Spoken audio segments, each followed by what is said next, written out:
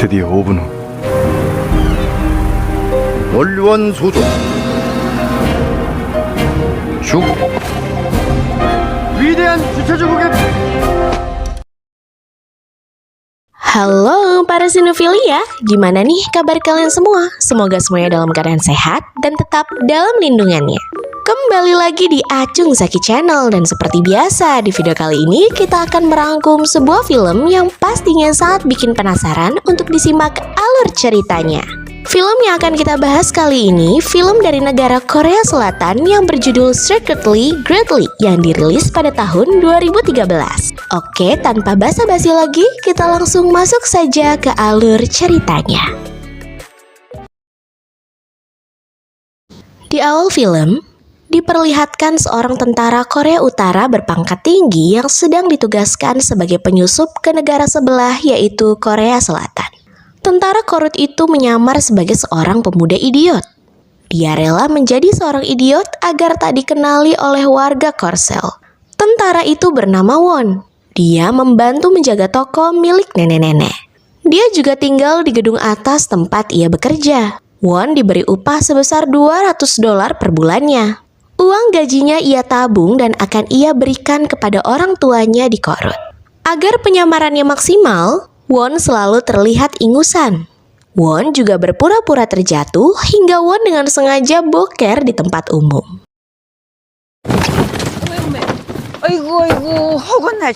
Tiap harinya dia menjaga toko. Dia juga sering menyapa warga agar terlihat ramah dan aneh. Para warga desa menerima dengan baik kehadiran Won yang idiot itu.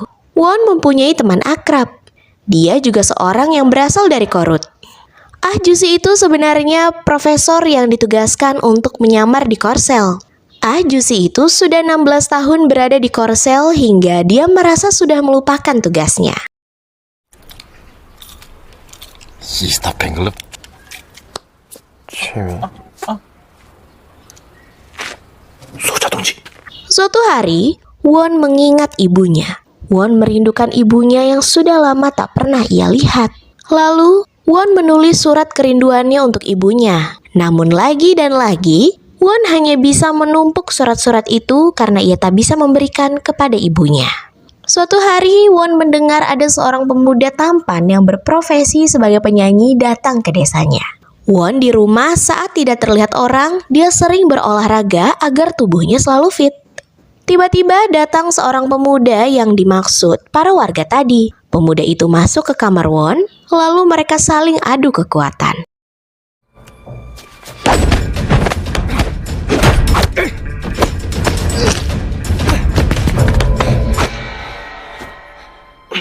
Ternyata pemuda itu bernama Herang. Dia juga tentara Korut yang ditugaskan menyusup Korsel seperti Won. Herang ini tentara dari unit yang sama dengan Won. Herang adalah anak seorang jenderal Korut bersama gundiknya, yang berarti Herang ini adalah anak yang tidak diakui. Herang menjelaskan kalau kedatangannya untuk menggantikan Won. Para petinggi khawatir kalau Won akan mengkhianati negaranya. Di malam hari, Won dibangunkan oleh seorang anak kecil. Yang tak lain dia adalah teman bermain Won. Anak kecil itu mengadu kalau saudaranya tiba-tiba menghilang saat pergi buang air kecil. Lalu Won memeriksa tempat anak itu kencing. Lalu Won menjilat air pipis anak itu yang sudah ia pegang. Dengan kehebatan yang ia miliki, Won dapat mendengar suara dari anak itu walaupun dari kejauhan. Karena semua warga ikut membantu mencari anak itu, Won mengambil pakaian warga yang ada di jemuran untuk menutupi anggota tubuhnya agar tak dikenali. Dengan keahliannya, Won dapat menemukan anak itu. Ternyata anak itu pergi ke rumah Ah Jusi kenalannya untuk meminta kue. Tiba-tiba ada salah seorang warga yang melihat penyamaran Won. Lalu pemuda itu meneriaki Won. Para warga pun berkumpul dan hendak menangkap Won. Dengan gesit Won dapat lolos dari kepungan warga. Won pun berhasil menjaga identitasnya.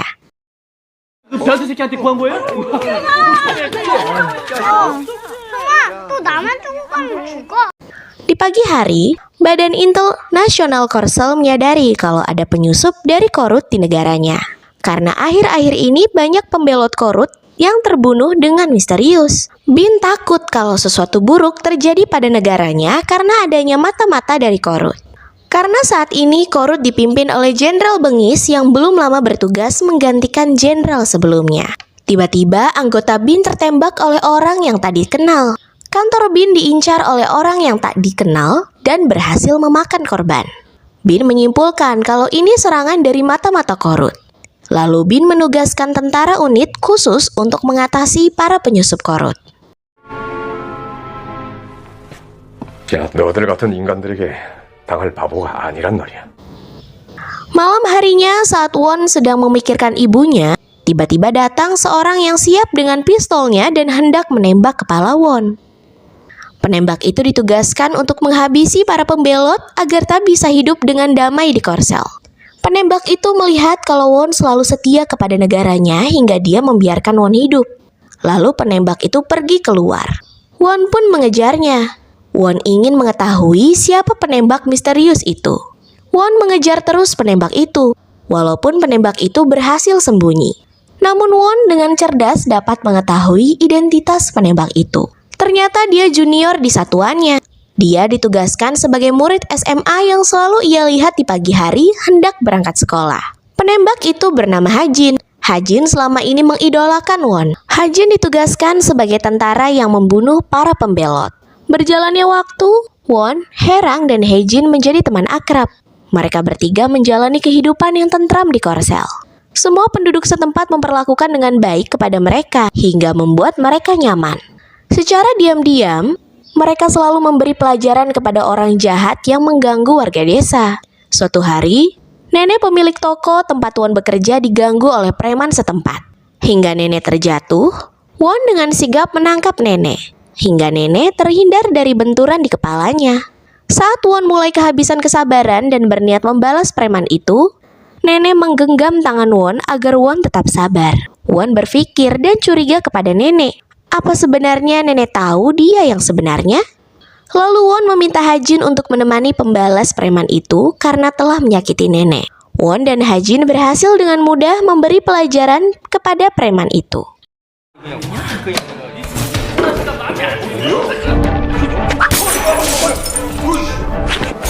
미칠까봐 옷도 빌려 입고 왔구만.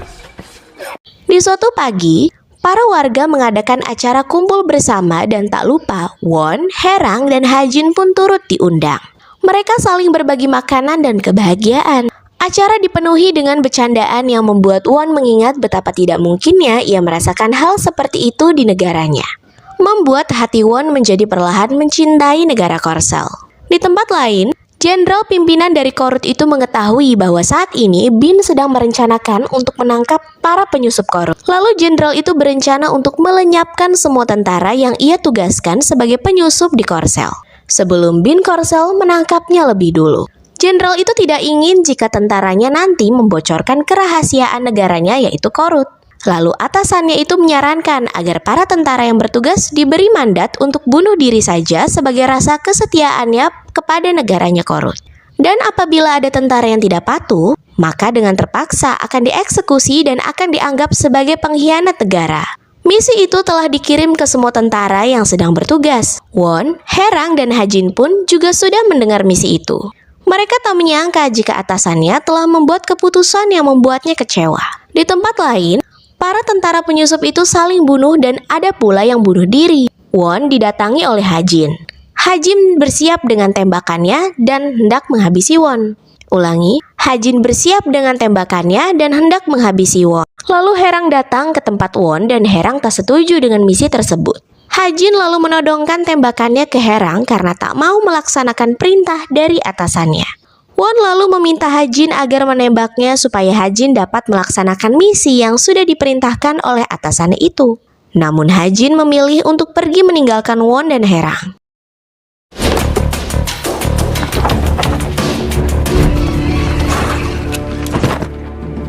방법이 있을 거야.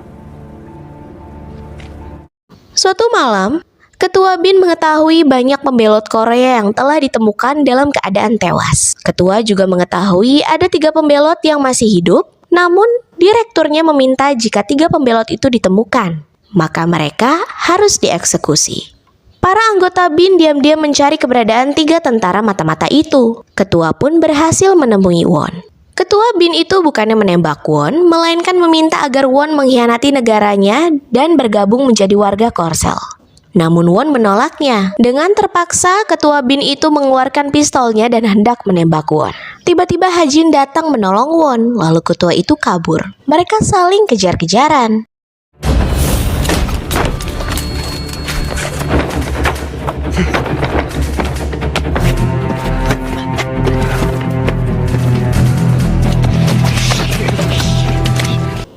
Namun sial, Hajin berhasil tertembak di kakinya oleh ketua BIN itu.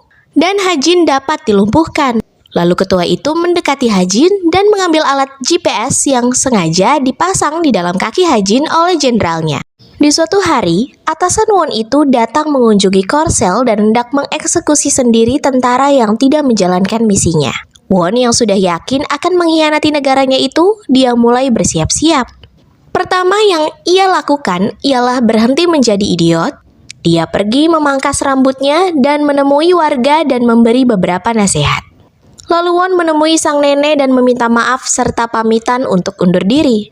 Anehnya, nenek itu tidak terkejut dengan pengakuan Won.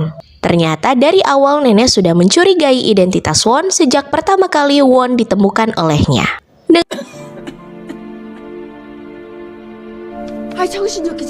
서상구. Dengan berat hati, Won dan Herang pergi meninggalkan desa tersebut.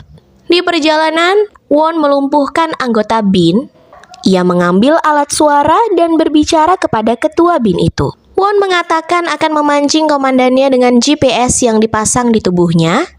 Won akan bertemu dengan komandannya itu di sebuah gedung mangkrak. Di sisi lain, Hajin juga berjanji akan membantu Won dan mengkhianati negaranya itu. Dan sesuai dugaan Won, komandannya itu berhasil menemukan Won. Di sana Won menanyakan kabar ibunya. Namun komandannya tak menjawab pertanyaan Won. Membuat Won kesal. Lalu mereka saling adu jotos dan Won berhasil melumpuhkan komandannya itu.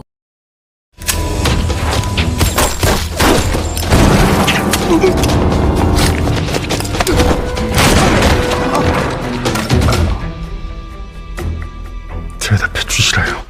Won menodongkan pistol ke komandannya. Namun dari belakang, Won berhasil ditikam hingga membuatnya terjatuh keluar dari gedung.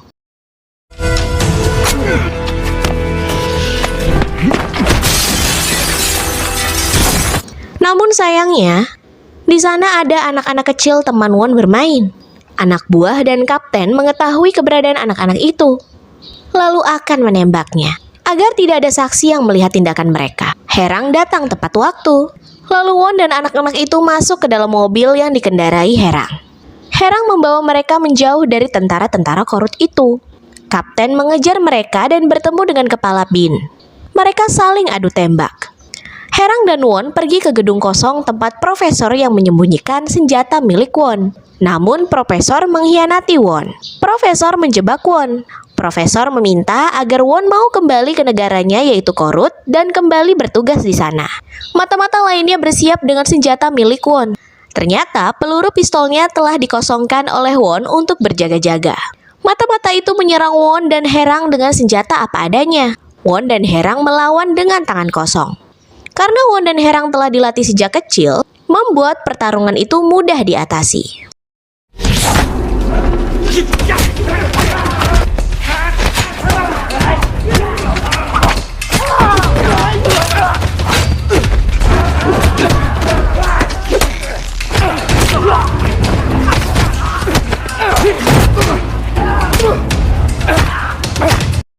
Won dan Herang hendak meninggalkan mereka. Namun tiba-tiba, profesor mengatakan kalau ibunya telah lama dibunuh oleh kaptennya sejak Won bergabung dengan satuan khusus.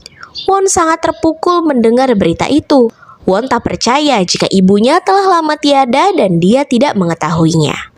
Di tengah berdukanya, tiba-tiba penembak jitu menyerang mereka. Won yang tak berdaya pun tak menghiraukannya, hingga Herang berlari melindungi Won, sehingga Herang tertembak. Ketua BIN anak buahnya juga datang ke gedung tersebut. Mereka saling adu tembak. Hajin juga membantu BIN. Dia menembak penembak jitu yang telah menyerang Won dan Herang. Herang membawa Won ke atap gedung dengan bersusah payah. Mereka berhasil dikejar oleh kapten dan anak buahnya. Walaupun terluka, Won dan Herang berhasil mengalahkan mereka. Sayangnya Herang tertusuk saat melumpuhkan lawannya. Herang tak berdaya lagi.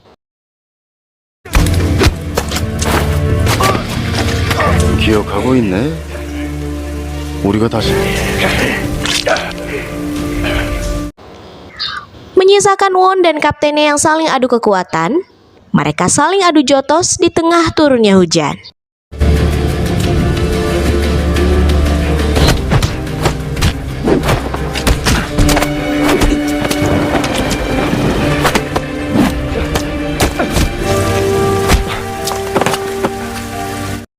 Hajin datang dan bersiap menembak kaptennya. Kaptennya tak dapat berkutik. Namun kaptennya sudah menyiapkan granat untuk berjaga-jaga. Lalu kaptennya itu hendak meledakkannya. Namun Herang mengorbankan dirinya dengan mendorong kaptennya dengan badannya hingga terjatuh dari gedung. Mereka jatuh bersamaan dengan dibarengi dengan ledakan hingga tersisa Won dan Hajin saja.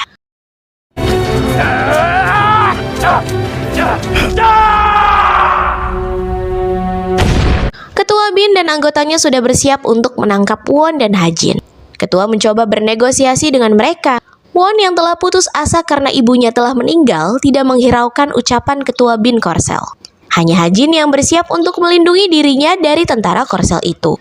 Won mengingat masa-masa saat bersama nenek penjaga toko. Ternyata nenek itu telah memberikan uang tabungan hasil penjualan Won. Hajin yang tidak setuju dengan permintaan ketua itu pun lalu menembaki para tentara Bin. Karena nyawa para tentara itu terancam, sehingga Hajin ditembak oleh anggota Bin. Won melihat Hajin ditembaki terus-menerus. Lalu Won melindungi Hajin hingga membuat mereka terjatuh dari atap gedung. Mereka berdua tewas bersama.